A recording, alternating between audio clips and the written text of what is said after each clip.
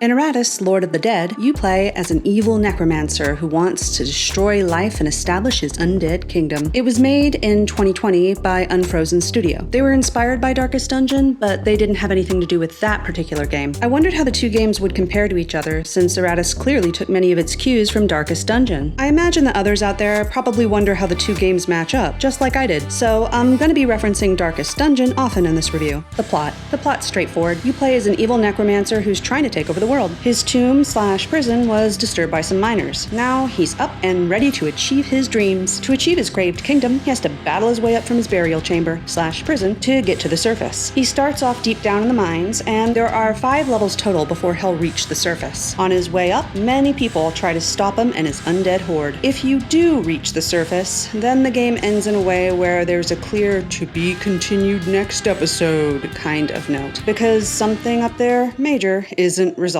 The ending is locked behind a DLC, specifically the endings in the Iratus Wrath of the Necromancer DLC. To be fair, the DLC does include other things in it. There's a 6th level, 2 new minion types, craftable potions, 17 new skins for minions, and some new enemies to fight. However, having the end of its plotline abruptly cut off was a sore spot for me. Seeing it referred to as the last chapter also annoyed me. I dislike it when a story can't stand on its own. I think it's fine for an author to have a lot to say and to continue the story on in a sequel, but as Iratus Lord of the Dead stands, it has a bare-bones story and then no ending to it. Plus, to just chop off the conclusion alone is something that I find aggravating for any medium, whether it's a book, game, or movie. After all, it's not as if Iratus is sailing across the ocean, conquering the world, or doing something else that needs its very own tale. The DLC is literally just adding on another level to the already 5-level world, sprinkling in some more stuff to do across the game, and explaining what Iratus does do in the ending. And that's it. To charge $15 for that as DLC when the full game is already set at $30 seems lame to me. The characters. As it was in Darkest Dungeon, your PCs have no personality and neither do the NPCs. There's no dark atmosphere when the game discusses them here, though. So, unlike in Darkest Dungeon, it is clear that death isn't meant to be taken as tragically or sacrificially. It's not a noble sacrifice. The only sacrifices in Iratus are when you find a pit to throw a useless level 1 minion into. You can turn a minion into a goodie bag that way, basically. However, this means that the characters' personalities have to come across graphically, because they have no expression otherwise. This applies to both the PCs and the NPCs. The PCs should of course have some sense of malice, since they're supposed to be monstrosities, or at least look cool and apathetic, whereas the NPCs should probably be pretty terrified, resolute, that kind of thing. After all, they're facing a horde of undead, which is comprised of the parts of their fallen comrades, and they also risk a chance of being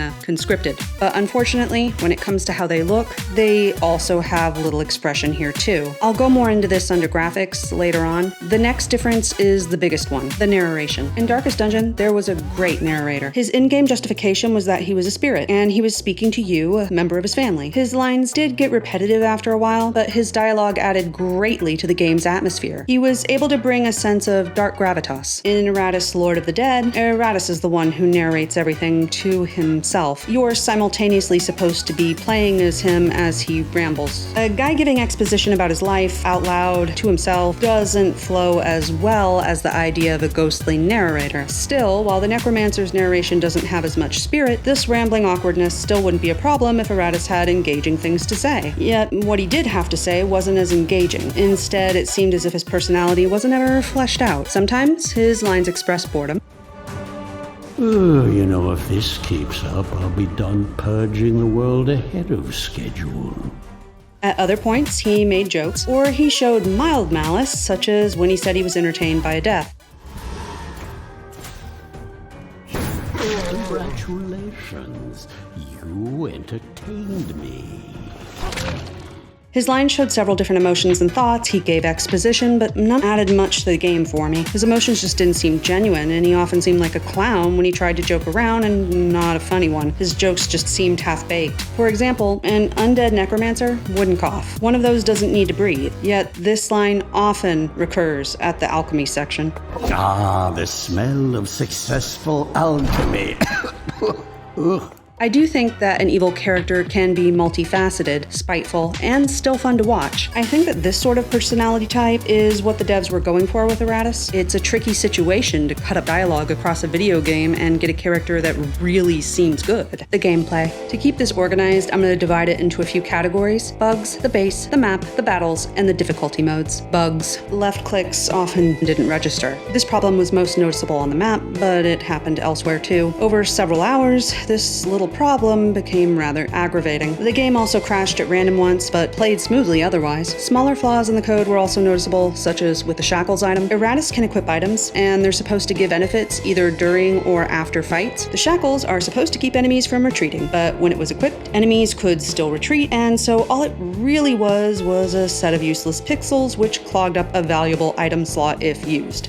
Base. Resources are sort of your non-lifeblood. You need them to make minions. If you run out of minions and have no more resources to make them with, then it's an instant game over. Unlike in Darkest Dungeon, there's no place to recruit replacements. You can occasionally get an undead minion on the map for free, but that's a rare find. You also can't revisit prior levels to defeat weaker enemies to gather up more resources. There's also no shop. This means that whatever you find as you plow ahead is all that you get. The base is where these vital resources are turned into minions. Some parts are of a higher quality than others, and using those will give a creation extra stat points. It's possible to replace parts on a minion later on too, if you find a better piece and want to use it. Brains can also be used on a created minion. Those go in the upper slot. A brain with a higher value than what's ever listed here will level up a minion to the level that you're adding. Brains are a random drop just like with other resources, but the drop's rarer. Items for minions are also random drops and can be equipped here. Iratus can also equip things. He has his personal wardrobe with an emphasis on war, and his artifacts are also random drops. He has several item slots where you can equip things that give various benefits, but these benefits either come into play only during battles or right after them. There's also a book on the table which gives some info on encountered enemies, and there's an achievement if it gets filled up, but I didn't really bother with that. There's the alchemy station, and it lets the players give minions health restoration, give Iratus mana restoration, lets the player craft some items, and lets resource transmutation be done. There's also a skill tree for Iratus where you can spend his skill points, called talents, in 4 different categories. This research section will either give minions bonuses, give Iratus himself bonuses, or increase the rate of procurement for one resource or another. As with most games' research trees, the cost per ability gets more expensive as you go down it. Behind Iratus is the rest of the base, filled with helpful buildings which will give the player either wrath points for physical attacks, mana points for magical attacks from Iratus, healing for minions, training for minions, add to the resource inventory, add to total building points, or give Iratus extra experience. Each construction built gives its benefits after a battle on the map. It's all rather straightforward, not really worth going into the nitty-gritty on. That's because these elements are all rather generic fare for a video game. It's nothing I haven't seen before because it's not done spectacularly or poorly. What you see is pretty much what you get. As for the minor flaws that were there, I didn't like that some minions were kept locked up in a fighting game style kind of way because I wanted to get to play with all the different types. And I also didn't like that some buildings couldn't be fully completed. Exiting back into Iratus' room leads us to the last object of note, the map. The map on the table takes you out of the base and lets you progress on your onwards and upwards adventure. Here, a path must be chosen, and the player can never go backwards. The player's just locked into the current point's y-axis and can't go to a lower value on it. Walking backwards is impossible, and so is looping around. Any halls not gone down are just gone, along with all of their resources and potential battles. Iratus will just die if he runs out of stuff. He can't backtrack to either reanimate more corpses or pick up some bones. He's insta-conquered. This design choice was bizarre to me. After all, this locked-in pathing happens despite the fact that Iratus is always seen in his base. In the context of the game world, his being in there would require constant backtracking, meaning that he's usually found down below where he's barred from going for unknown arbitrary reasons.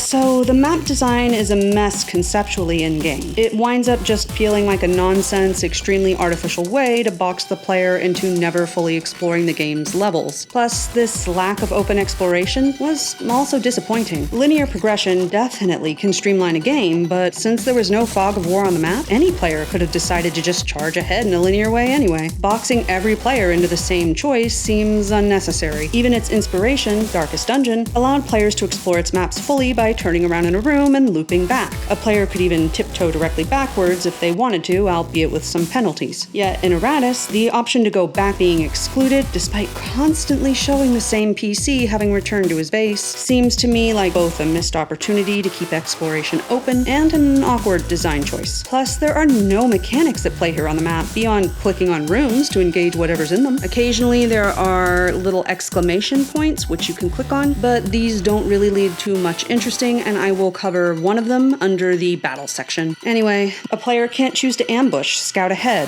whatever. It goes for the same straightforward exploration Darkest Dungeon had. What you saw in a room was still what you got. However, there was more to it. The lack of anything like the torch mechanic, being locked into certain routes with an inability to backtrack, that's less interactive. This lack of interaction means that while its map mechanic is kind of similar to Darkest Dungeon, it lacks the depth. It's less interactive when it comes to exploring, to the point that it doesn't really feel like exploring so much as pushing a token down a path. When taken all together, I think that makes the map a rather weak mechanic.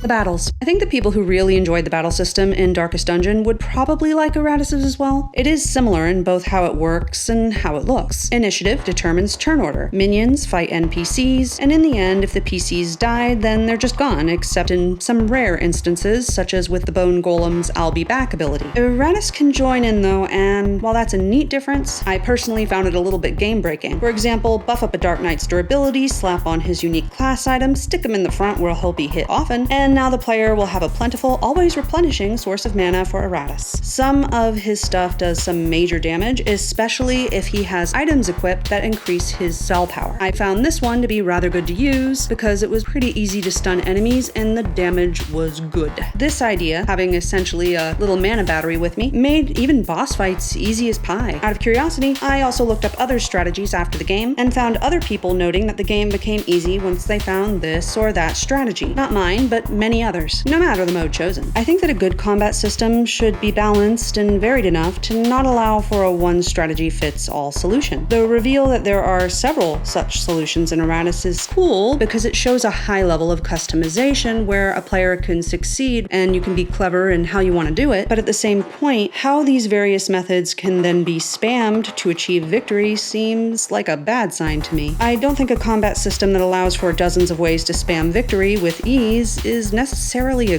good one. I think instead, it probably shows that there are some elements in the game that aren't balanced well, and if a player finds those, then they're gonna just be able to sail through. And there's a lot of them. I think it also shows a lack of combat variety, because if you can just spam the same thing in every situation, then it doesn't seem like the situations are shaking things up all that much. It just seems like you learn a very simple pattern and follow it for hours. Plus, the way the game's set up, especially on the harder modes where there's no saving, there's definitely an incentive to find one thing that works and stick with it. I also don't think it should be on the player to try to gimp themselves to have a good time. So this is kind of awkward. That said, this wasn't the biggest issue for me with the battle system. That was just a part of it. For me, the biggest issue is that the NPC enemies blended together in both looks and combat styles, and there wasn't much variation, which again, I think was probably hinted at in the way you could spam victory in several different ways. One spellcaster, ranged fighter, or tank didn't seem unique when compared to another one. If one gave buffs or did high damage after a waiting period, then that one would need to be taken out first to make the fight go smoothly. Having a bit of a grace period to take them out made it pretty easy.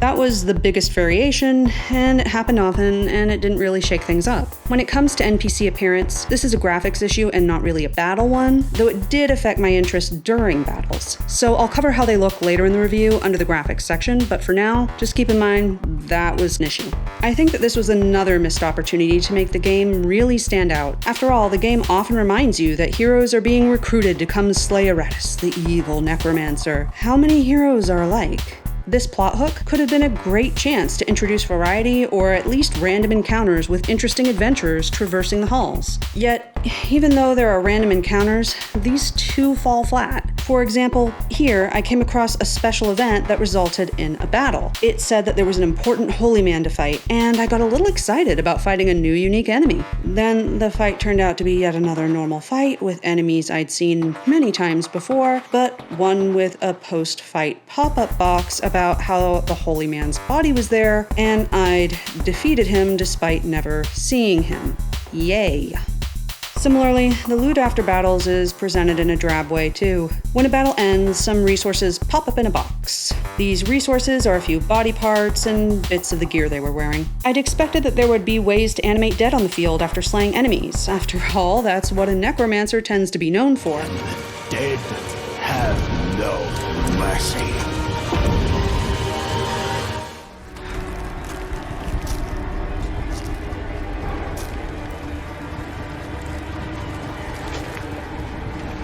Instead, the pop-up harvesting mechanic makes him more of a Dr. Frankenstein than a necromancer. Plus, if Iratus kills a bunch of people, then there aren't a lot of bones, blood, or fleshy bits. That's odd. On top of that, even their visible armor, weapons, and clothing aren't replicated in the numbers that you see. Many of these disappeared, too. In hard mode, resources were scarce to the point that this broke immersion for me. That lack of extreme abundance was weird, and in a game like this one, about the living versus the dead, I don't think that increasing the difficulty by restricting item drops helps the theme much. Unfortunately, I think the theme was rather wasted by using such mechanics. Undead are supposed to be a fun horror concept due to the living adding to their numbers when they fall, causing the ever-advancing, tireless, undead horde to march on without hesitation. Needing to play Dr. Frankenstein visits Build a Bugbear and to turn your enemies into minions didn't carry the thematic weight that I'd expect from a necromancer. Needing to scrounge for parts from the living because one dude only left a skull when he was stabbed to death made this lack of insta-conscription feel even more like a standard survival game instead of anything to do with a necromancer. To be fair, many of these mechanics, such as struggling for resources to survive, are normally in roguelikes. I just think that it could have been introduced in a better way, which also fit the theme. For example, Iratus could have needed rare components to fix himself up because maybe after a millennia of lying still, some component in his preservation process wasn't up to his expectations. Or perhaps there could have been a targeting system that could have been used during battle, which tried to preserve some resources over others, and certain parts, such as brains or spleens or whatever, are usable only if unbruised. Having the chance to insta-convert minions if hard to execute combos are done, directly preceding their deaths or immediately after the fight, would have been yet another way. It seems as if they went a little bit this way with the ability to cast a spell on a retreating person to get a vampire if they successfully retreat. That was a little interesting. That upped the difficulty a little bit, but even then, it wasn't fantastic. I kept getting level 1 vampires even though I was going after people at a much higher level. It seems as if they were getting taken down by really weak vampires, then a level 1 vampire should be op, but they weren't. So why not at least give me the level of the person that I just tried to grab? Especially since in the case of the vampire, there's not really much of an excuse. I mean, why is it such a low level in such a dangerous place and surviving? So while I tried it out a little bit and it at least added a tiny bit of variety, this mechanic was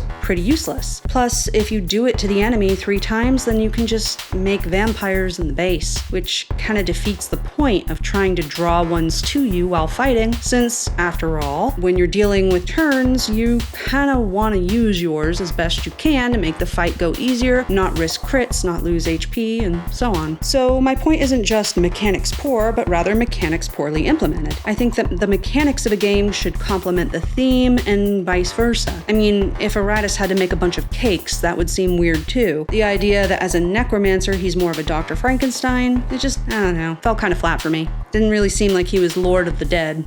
Difficulty modes. There are 4 difficulty modes to play on, eventually. I said eventually because the game forces a player to finish the tutorial first. After the tutorial's done with, on easy mode, then the 2nd and 3rd modes are unlocked. The 4th mode remains locked, and it'll stay that way until the player beats the game on the 3rd mode. I think that difficulty modes are best left unlocked because that allows for customization, which lets all players play on the difficulty level that they prefer to play. Besides that, it also means that an unskippable tutorial is mandatory if the game's uninstalled and then reinstalled at a later date, which kinda sucks. Plus, the tutorial was ridiculously easy. After completing it, I didn't even want to bother with easy mode. So when I was able to, I tried the hardest mode available to me. Good always wins. I don't recommend that mode or what's beyond it because good always wins felt too grindy. No matter how well you prepare, there's a lot of luck going on until you can stabilize your party with the right items, group, and approach. Even then, elite squads can occasionally get lucky with crit hits hits, and spell combos. Permadeath is permanent, and on this mode and the hardest mode after it, there's no option to save. You have to restart from the beginning if you die. Meanwhile, battles are unavoidable and the halls to traverse are oddly long, so it's probable that some moments of bad luck will happen eventually.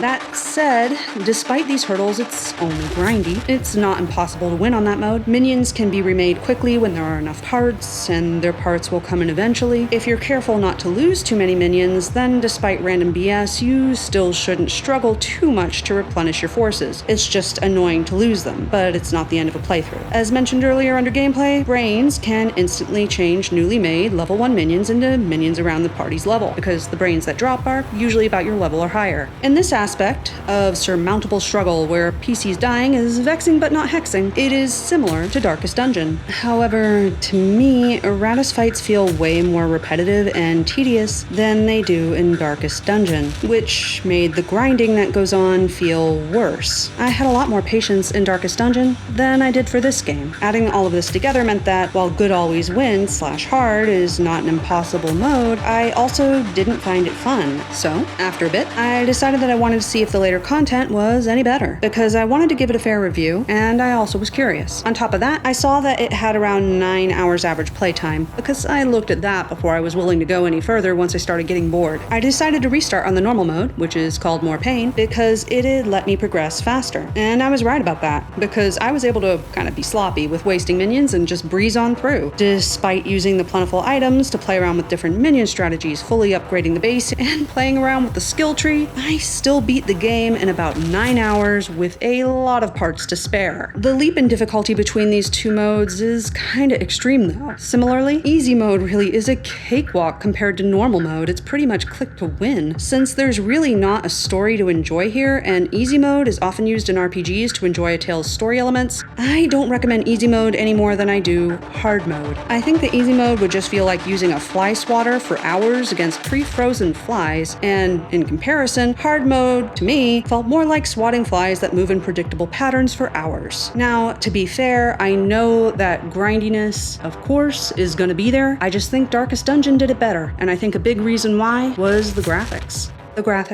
The graphics were one of the things that I disliked the most about Iratus, but greatly liked in Darkest Dungeon. In this game, the art lacked a sense of atmosphere. During fights, backgrounds looked like standard fare, without a clear theme tying all of the art style together. I feel like you could show a former player a screenshot, and unless the person was a huge fan, then I think there would be a lot of difficulty in guessing where the background art was from. It's just not distinct, and one area doesn't really have any kind of visual tie with another. There's not a consistent style, a consistent theme. Some things in these images also stand out as odd because they don't move. Flames, for example. This static nature gives the area a stagnant, stage-like feel, which also harms immersion. Even old school games, which came out over 20 years ago, like Street Fighter, could have 2D background elements move. This game just came out 2 years ago. To overlook little points like that seems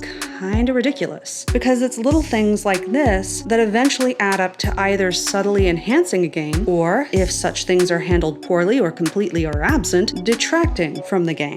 After all, the games which have spent budget money on this did it for a reason. It adds to everything, just like sound effects from weapons add to the game. You want a sense of atmosphere, you gotta put in the details. A lack of detail, looking generic, and things being still and stagnant aren't the only issues with the scenery either. The lighting in the game also makes these zones feel washed out and barren, and the characters don't always look like they're there. Sometimes the background also swayed back and forth in a noticeable awkward way because the ground itself was being pulled back and forth like a wooden board. Iratus's base was the only spot that had much in the way of detail that looked cohesive. When it comes to areas, there's also the map to consider, and it followed suit. It was just a grayish expanse of a map, with with wobbly tracks to go down, tokens showing what was in each room, and with the areas behind the player's current y-axis spot being unclickable. The map had nothing of particular interest. So yeah, it worked, it was there, but that's about all I can say about it, and I don't feel like that's very positive. Unlike in Darkest Dungeon, none of this conveyed a dark atmosphere or a unique sense of identity. It didn't need to be like Darkest Dungeon, but I was hoping it would at least be its own game that stood out as unique. Meanwhile, the character art was just dumb. Most of the men were drab, and character designs blended together. Despite the game's theme and a great opportunity for uniqueness, there were no impressive heroes, no D&D-like adventure parties. If anyone out there has played D&D, you know how sometimes D&D characters can be really interesting. It was a great chance to kind of play with fantasy tropes and the themes, or at the very least, if they wanted to take it seriously, they could have done that and still come up with really good opponents that would have helped add some depth to Iratus. But they didn't, and simultaneously, the women had it worse than the men. All of them had ridiculously huge, wobbly breasts, which moved like somebody made them who has no idea what breasts are. This design choice was made even weirder by Iratus making one class his waifu and commenting, A design from my younger years. But this look wasn't limited to his waifu. It wasn't even limited to his own creations. The women on the side of good are also similarly emboobened, and when standing next to their male counterparts, who had armor that didn't look like sexy cleric or sexy warrior or some other sexy Halloween cosplay, it looked really mismatched. I've seen this lingerie as armor trope before, and I've seen it made fun of before. That didn't make it less dumb to run into armor like this yet again though, especially in a game inspired by Darkest Dungeon, which didn't do this to its female characters. Instead of bringing tittiness, their armor matched the grittiness. Add this onto the passive expressions that NPCs all have when facing the undead hordes made out of the parts of their fallen comrades, and it altogether looks silly in a bad way to me. They get more blood on them, but there's no looks of horror. In Darkest Dungeon, I get that you're getting a more personal view of their trauma, but you would think that they'd at least make a horrified face. What little expression changes they do have are very small and very quick, and really not fitting for the situation. And I mean, they don't have to look scared,